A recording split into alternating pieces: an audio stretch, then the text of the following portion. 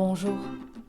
Aujourd'hui, mois de juin oblige, ou plutôt très fin du mois de juin oblige, je voulais vous présenter des livres à lire cet été, puisque souvent en été on est en vacances, et quand on est en vacances on a du temps pour lire, en plus il fait beau, c'est agréable, lisons, tout simplement. Et je suis sûre que, comme moi, vous avez l'intention de remplir votre valise de livres plutôt que de vêtements, puisque finalement, qui a besoin de s'habiller en été? Je me le demande.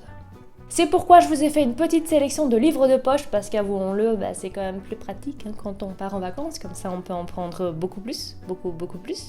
Je vous avoue qu'au début, pour cette vidéo, j'avais pensé ranger les livres par catégorie, c'est-à-dire par thriller, littérature, jeunesse, feel good.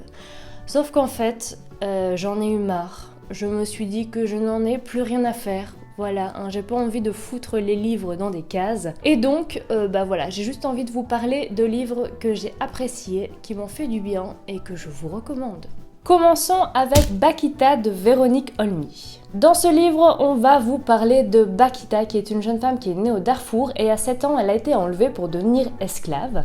Elle a été traitée comme un objet, pour passer de maître en maître, jusqu'au jour où elle est tombée sur le consul d'Italie, celui qui va changer totalement sa vie, puisqu'elle va acquérir une certaine liberté, voire après une totale liberté, et elle est devenue religieuse. C'est un parcours historique, c'est un parcours véridique, puisque Bakita a vraiment existé, et c'est là aussi en fait toute la force du récit. Livre suivant, c'est La disparition de Joseph Mengele de Olivier Guèze.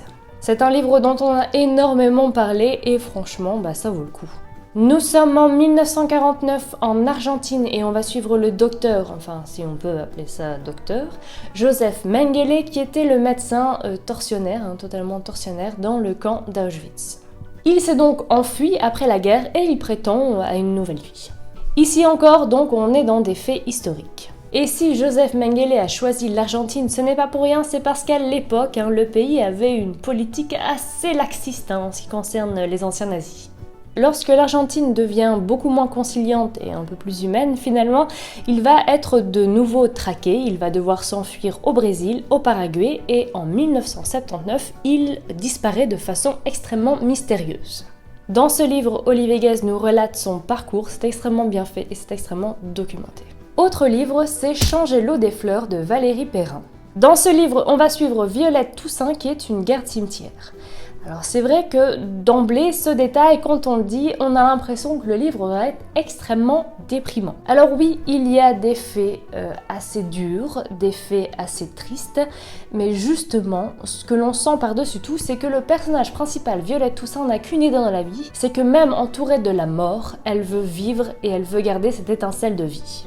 Je vous avoue qu'avant de lire ce livre, j'étais extrêmement dubitative parce que j'avais peur que ce soit beaucoup trop feel good pour moi et que ce soit trop niais et que je me fasse chier. Alors oui, je sais, c'est vrai que se dire que j'ai pris un livre alors que j'avais peur qu'il ne me plaise pas, c'est un peu con.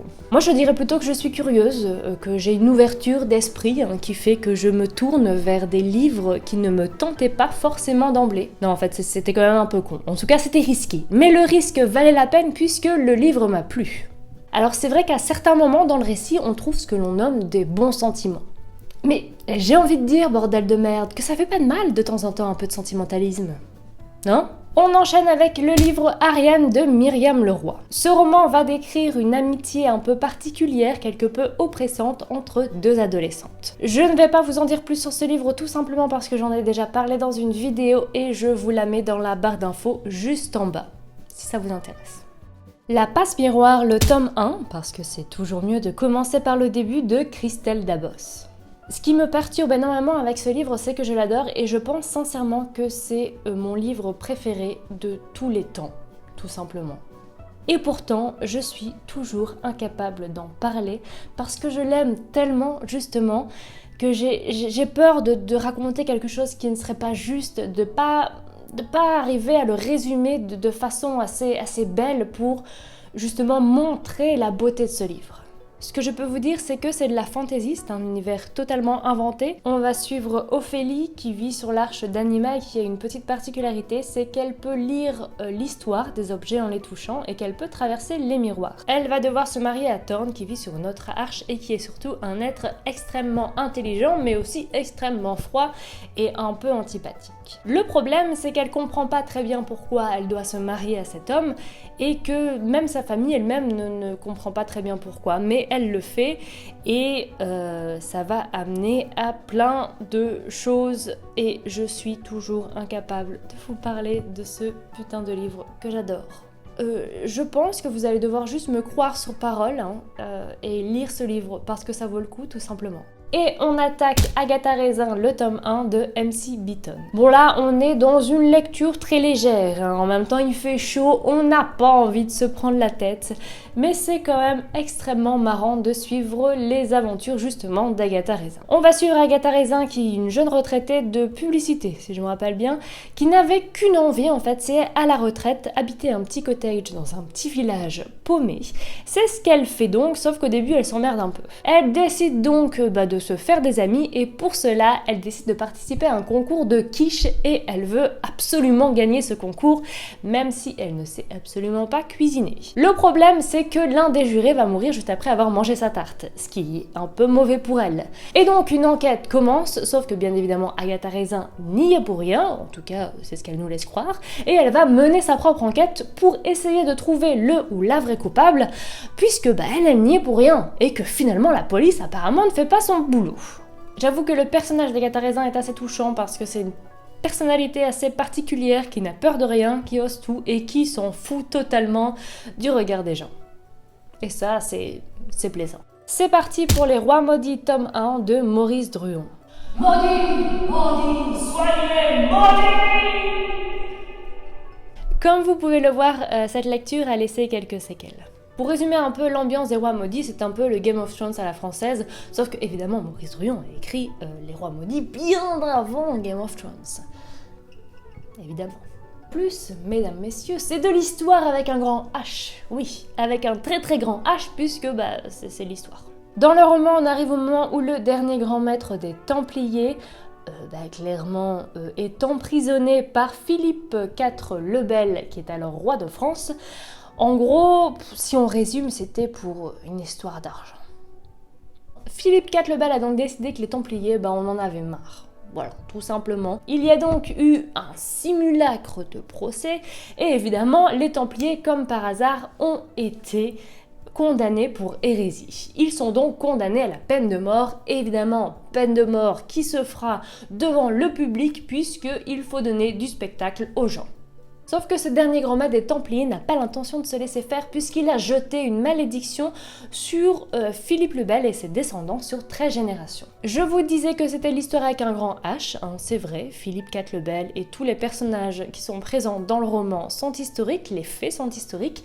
Par contre, je ne sais pas pourquoi les historiens refusent d'admettre qu'il y a vraiment eu une malédiction qui a été lancée par le dernier grand maître des Templiers. Je trouve qu'ils sont pas très ouverts d'esprit, parce que pourquoi pas, pourquoi il n'y aurait pas eu vraiment une malédiction, Pourquoi ?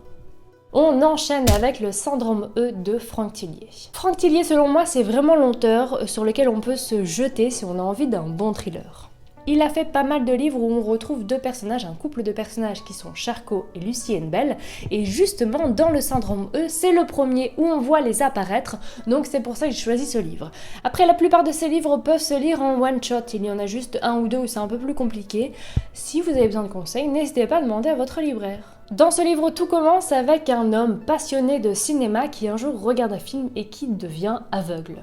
En plus de ça, on vient de retrouver 5 corps clairement extrêmement mutilés. C'est vraiment pas beau à voir. Évidemment, il va y avoir une enquête assez prenante et des moments assez gore. Oui, ça oui. Et ensuite, il y a aussi le commissaire Charcot qui a parfois quelques petites crises de schizophrénie. Pour finir, j'avais envie de vous parler non pas d'un livre, mais des livres de Ken Follett, parce que je trouve que l'été, en fait, c'est le moment parfait, puisque souvent on a des longues vacances, et on peut s'attaquer aux pavés, parce que oui, je vous parle vraiment des pavés de Ken Follett. Vous voyez, c'est ces livres qu'on voit partout dans toutes les librairies, mais auxquels parfois on a un peu peur de s'attaquer parce que c'est gros. Alors c'est gros, c'est clair, mais ça en vaut la peine, alors profitons des vacances pour attaquer Ken Follett. Cette vidéo est maintenant terminée, j'espère qu'elle vous aura plu. Si c'est le cas, n'hésitez pas à la liker.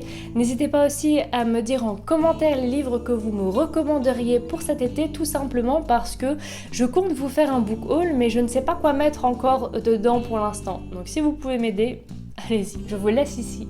Je vous souhaite une excellente journée, une excellente semaine et je vous dis à la semaine prochaine. Ciao!